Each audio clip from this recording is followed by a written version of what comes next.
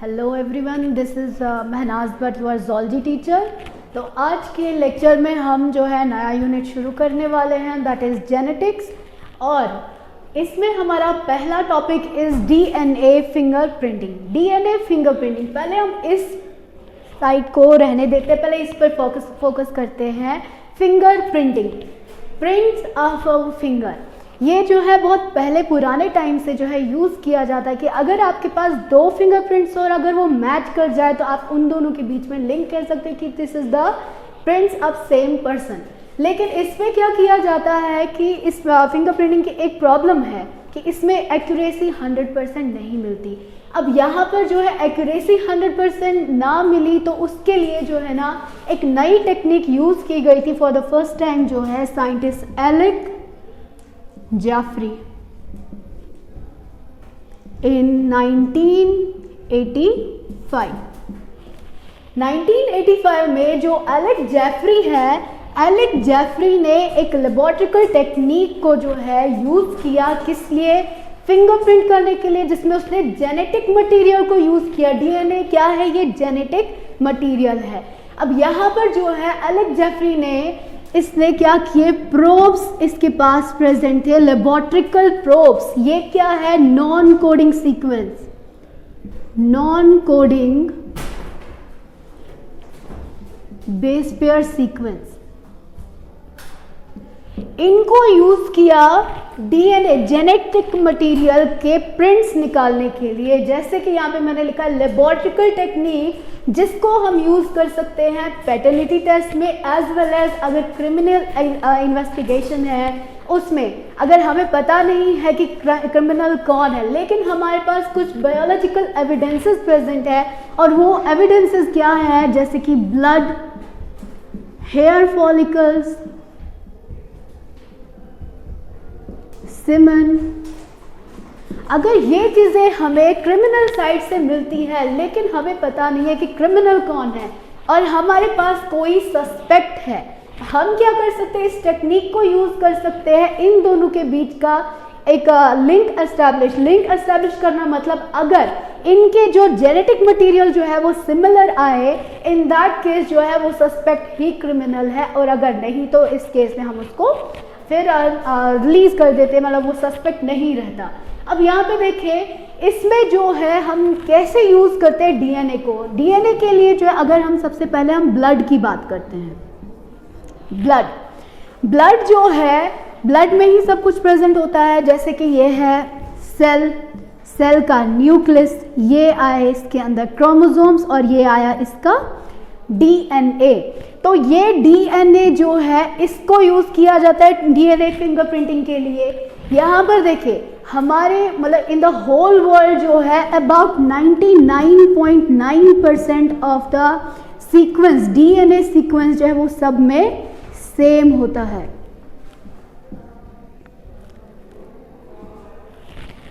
पूरी दुनिया में हर दो इंडिविजुअल्स के बीच में 99.9% जो डीएनए सीक्वेंस है वो सेम होता है, जिसमें ओनली 0.1% जो है वो डिफरेंट होता है। ये जो है 0.1% जो है हर दो इंडिविजुअल के जो वेरिएशंस है वो इससे आते हैं, जेनेटिक वेरिएशंस। और इन जो ये जो 0.1% डिफरेंट डीएनए सीक्वेंसेस है, इनको हम कहते हैं satellite DNA. Okay, satellite DNA का क्या है ना कि इसमें बिकॉज बहुत सारी वेरिएशंस है, इसी से हमें पता चलेगा कि ये सेम इंडिविजुअल है या डिफरेंट है। इसमें ऐसा क्या है कि जिससे हम डीएनए फिंगरप्रिंटिंग कर सकते हैं। डीएनए, सैटेलाइट डीएनए में जो है सबसे पहला इसका जो कैरेक्टर है या एक प्रॉपर्टी है, दैट इज ये नॉन कोडिंग है। That means it doesn't code for any protein. Means इसमें जो प्रोटीन सिंथेसिस है वो नहीं होती। ये वाले जीन्स या ये वाले डीएनए जो है, जीन्स ऑब्वियसली वो जो है कोड नहीं करते हैं किसी भी प्रोटीन सिंथेसिस के लिए। सेकंड इसमें क्या है, दीज आर पॉलीमॉर्फिक। अभी मैंने कहा कि ये डिफरेंट सीक्वेंस है, मीन्स वेरिएशंस इसी में आती है, तो पॉलीमॉर्फिक मैनी फॉर्म्स और मैनी वेरिएशंस इसमें आती है। और फिर जो है इनमें प्रेजेंट होते हैं टेंडम रिपीट्स। टेंडम रिपीट्स क्या होते हैं? सपोज ये एक डीएनए है, ये है इसका base pair adenine, guanine, cytosine, thymine. ये आया एक बेस पेयर का जो सीक्वेंस है, ये फिर से रिपीट हो रहा है, adenine, guanine, cytosine and thymine. यहाँ पर देखें, ये जो बार बार, अभी एक बार दो बार नहीं, ये हंड्रेड्स एंड थाउजेंड टाइम्स जो है रिपीट होता है इस 0.1% सैटेलाइट डीएनए में। ऐसे वाले सीक्वेंसेस, डीएनए सीक्वेंसेस जो बार बार रिपीट होते हैं, उनको हम कहते हैं टेंडम रिपीट्स। अब क्योंकि यहाँ पे ये कुछ नहीं, बहुत ज़्यादा, और इनके जो है सीक्वेंस स्मॉल भी होते हैं, लार्ज भी होते हैं, जिसकी वजह से जो सैटेलाइट डीएनए है, क्योंकि मैंने कहा सिर्फ इतने ही नहीं, इसमें बहुत सारे ऐसे टेंडम रिपीट्स है, जिसकी वजह से यहाँ पर एक हम टर्म यूज करते हैं VNTR। VNTR क्या है? Variable number of tandem repeats. Variable number of tandem repeats मतलब बहुत ज्यादा टेंडम रिपीट्स जो है वो डीएनए सैटेलाइट में होते हैं। अब इसमें भी जो है ये variable number of tandem repeats 2 types के हैं। They are mini satellite tandem repeats और micro satellite tandem repeats. As the name indicate, mini, ये बेस पेयर सीक्वेंसेस क्या है? ये शॉर्ट बेस पेयर सीक्वेंस है। और माइक्रो मतलब ये इससे थोड़े बड़े हैं।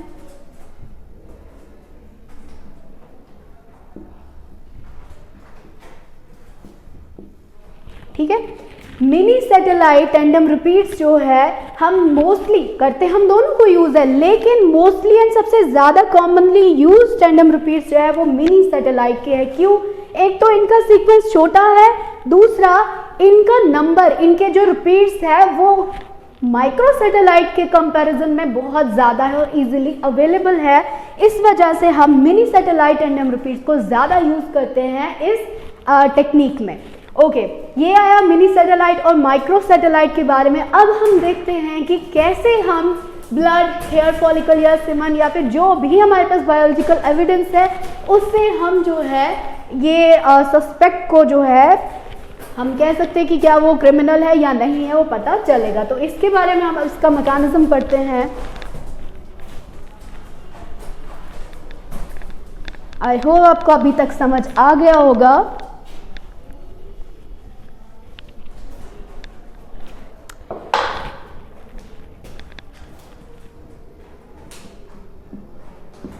अब इसका मैकेनिज्म आप देखें, अगर हमारे पास सपोज ब्लड है, एविडेंस हमारे पास मिला है ब्लड, लेकिन पता नहीं है ये किसका है, और हमारे पास है सस्पेक्ट भी, हमें शक है कि इसने जो है ये क्राइम किया हुआ है। हम क्या करेंगे, इस ब्लड को जो है एक टेस्ट ट्यूब में लेंगे। इस टेस्ट ट्यूब में लेने के बाद सबसे पहले हम क्या करेंगे, डेंसिटी ग्रेडियंट सेंट्रीफ्यूगेशन।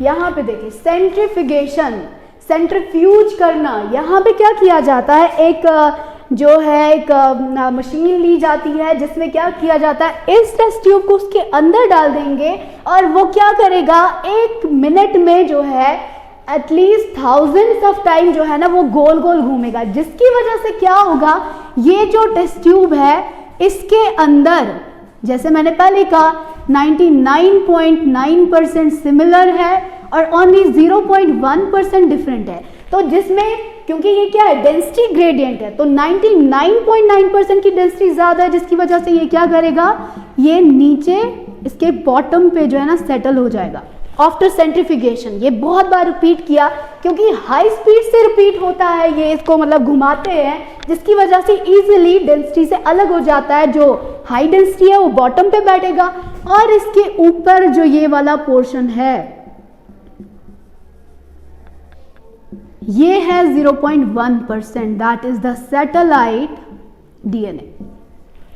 अब सेंट्रीफ्यूगेशन के बाद हमने जो है इस वाले पोर्शन को अलग किया और सैटेलाइट डीएनए को अलग कर लिया।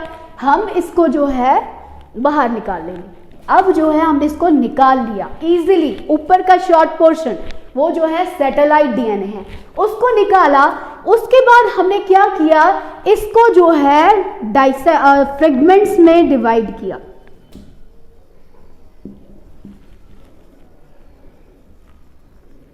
एक बात बोलना मैं भूल गई, हम VNTRs को ही क्यों लेते हैं, इस ही को डीएनए फिंगरप्रिंटिंग के लिए हम यूज क्यों करते हैं, क्योंकि VNTR में जो है जेनेटिक मार्कर जिसको हम कहते हैं RFLP genetic marker is the important source of genetic marker. ये क्या है, ये RFLP जो है this is restriction fragment length polymorphism.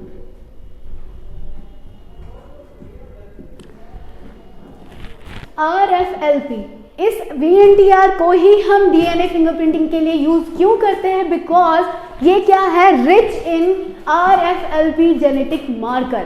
अब हमारे क्योंकि ये इतना सा डिफरेंट है तो डिफरेंट है, इसमें वेरिएशंस है, पॉलीमॉर्फिज्म जो मैंने पहले ही कहा, जेनेटिक मटेरियल में इसमें क्या है, वेरिएशंस है। जो ये वेरिएशंस है इसको हम क्या करेंगे, रिस्ट्रिक्ट करेंगे, डिवाइड करेंगे। डिवाइड कैसे करेंगे कि यहाँ पे ये मार्कर्स लगे हुए, इन मार्कर्स से हम इजीली जो है, जब हमें इसको इस स्टेप में मैंने अभी बोला फ्रेगमेंट फॉर्मेशन, वो क्यों होगी, क्योंकि जब हम यहाँ पे इसको फ्रेगमेंट्स में काटेंगे, फ्रेगमेंट्स जो है उन वेरिएशंस के बेस पर आएगी, क्योंकि मार्कर है तो वहाँ पर जो है इन टेंडम रिपीट्स में जो यहाँ पे वेरिएबल सीक्वेंस है, बेस पेयर सीक्वेंस है, उसके अकॉर्डिंग जो है ना रिस्ट्रिक्शन एंजाइम जो यहाँ पर मैं बोलने वाली हूँ, दैट इज कि इसको फ्रेगमेंट्स में तोड़ने के लिए रिस्ट्रिक्शन एंजाइम यूज किया जाता है। ये restriction enzyme like its named as restriction fragment को तोड़ने के लिए ये रिस्ट्रिक्शन एंजाइम्स उन्हीं वेरिएशन बेस पेयर सीक्वेंस पे जाके उसको रिस्ट्रिक्ट करेगा। तो इसी वजह से हमारे इजीली फ्रेगमेंट्स बन जाते हैं and this is the reason कि VNTRs को ही हम डीएनए फिंगरप्रिंटिंग के लिए यूज करते हैं। तो यहाँ पर देखें कि जब हमने सेंट्रीफ्यूज किया, आफ्टर सेंट्रीफ्यूगेशन हमने क्या किया, सैटेलाइट डीएनए को निकाला।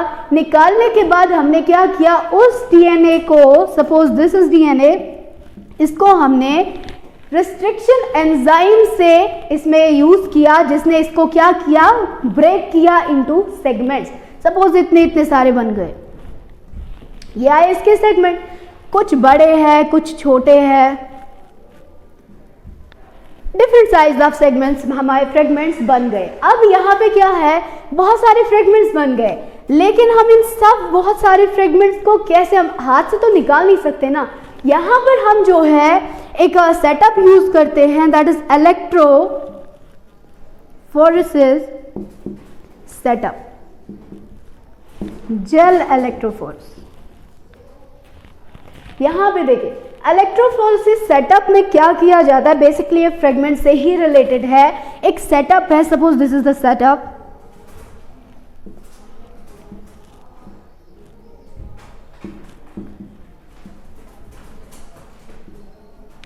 इस सेटअप में क्या है, ये छोटे छोटे से वेल्स प्रेजेंट है। हम क्या करेंगे इन फ्रेगमेंट, क्योंकि अब तो रिस्ट्रिक्शन एंजाइम से हमने इसको फ्रेगमेंट्स में काट लिया, डिवाइड कर लिया, अब क्या करेंगे, इसको उठा के छोटे छोटे से जो वेल्स यहाँ पे प्रेजेंट है इस सेटअप में, इन वेल्स में डालेंगे और यहाँ पर जो है इलेक्ट्रिसिटी प्रोवाइड करेंगे, जिसकी वजह से क्या होगा, इनमें जो ये हमने इसमें डाला, वेल्स में जो हमने पोर्शन डाला ना, जो फ्रेगमेंटेड वाला पोर्शन, उससे क्या होगा, ये जितने भी फ्रेगमेंट्स है वो अकॉर्डिंग टू देयर साइज जो है अरेंज हो जाएंगे। साइज के साथ स्मॉलेस्ट वन जो है वो दूर जाके जो है ना, या जितना दूर हो सबसे स्मॉलेस्ट साइज फ्रेगमेंट दूर जाके वहाँ पे जो है ना अपनी जगह ले लेता है, और जो सबसे बड़ा है वो नज़दीक to the wells positive side की तरफ होता है। तो इन दिस वे, अब यहाँ पे एक चीज़ है, मैंने ये तो इलेक्ट्रोफोरेसिस सेटअप है। जेल, इसमें एक जेल यूज किया जाता है that is called as agarose jail.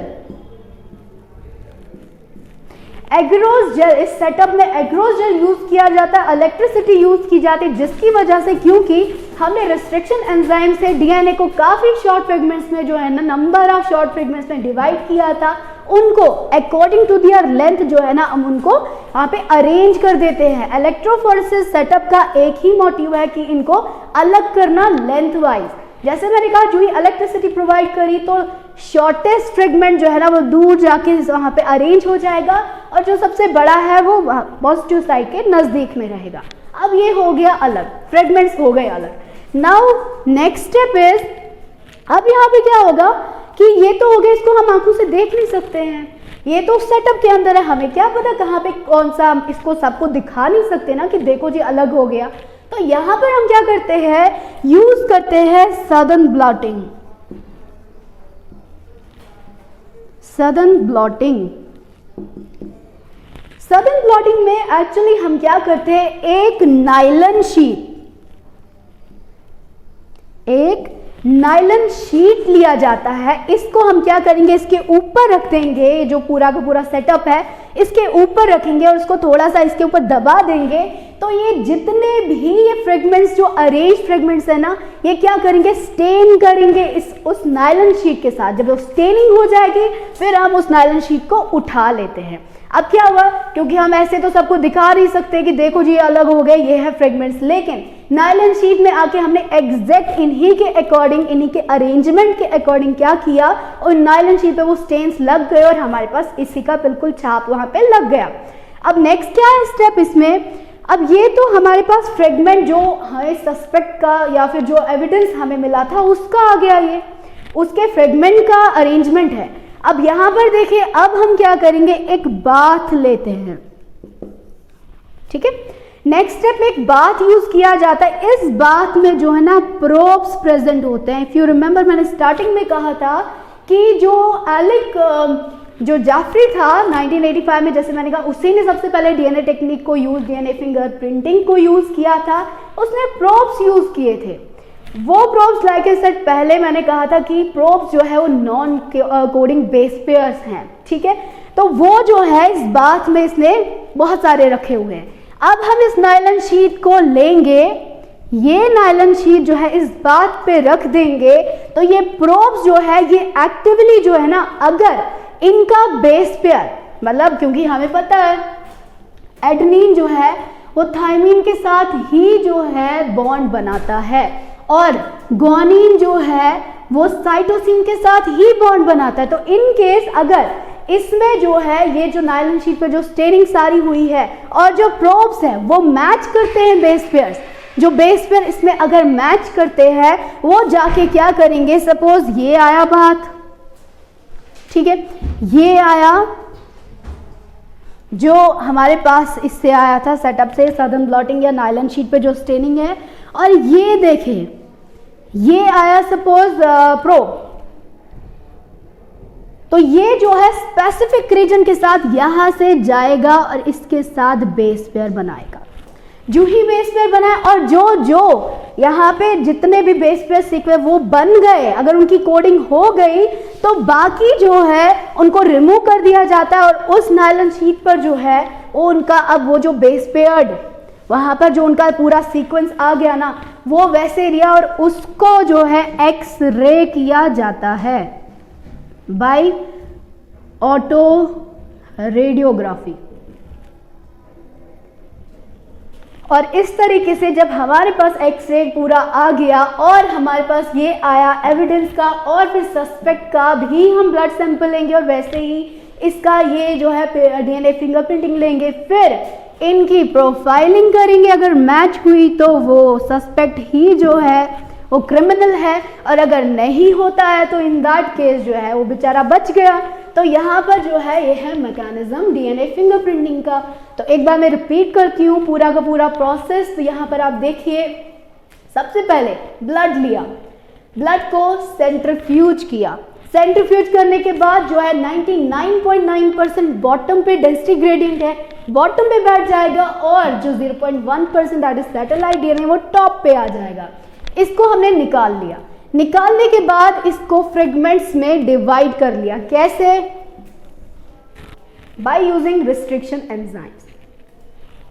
अब यहां पर आप देखें रिस्ट्रिक्शन एंजाइम्स, और मैंने कहा था RFLP बिकॉज वह जो variable number of tandem repeats, उनकी स्पेशलिटी है कि वो रिच सोर्स हैं किसके लिए? इस जेनेटिक मार्कर के लिए। तो क्योंकि ये रिस्ट्रिक्शन एंजाइम उन्हीं साइट्स पे जाएगा जहां पर वेरिएशंस खत्म होती है और वहां पे ब्रेक कर देगा। तो फ्रेगमेंट्स बन गए लाइक दिस, ये फ्रेगमेंट्स बन गए। फ्रेगमेंट्स तो बन गए बहुत सारे और अलग अलग साइज के हैं। अब इन साइज के अकॉर्डिंग इनको अलग करना जो है, यहाँ पे हम एक सेटअप लेते हैं, जेल इलेक्ट्रोफोरेसिस सेटअप। इस सेटअप में जो है जेल एग्रोस जेल यूज किया जाता है, और जो हमने यहाँ से सैटेलाइट डीएनए लिया, जो ब्रेक रिस्ट्रिक्टेड डीएनए है, उसको वेल्स में डाला। वेल्स में इलेक्ट्रिसिटी प्रोवाइड करने से lengthwise according to their length जो है वो खुद को अरेंज करते हैं। शॉर्टेस्ट जो है वो बहुत दूर जाके अरेंज होता है, और जो बड़ा साइज का फ्रेगमेंट है वो नजदीक होता है। फिर उसके बाद इसकी करते हैं हम सॉदर्न ब्लॉटिंग।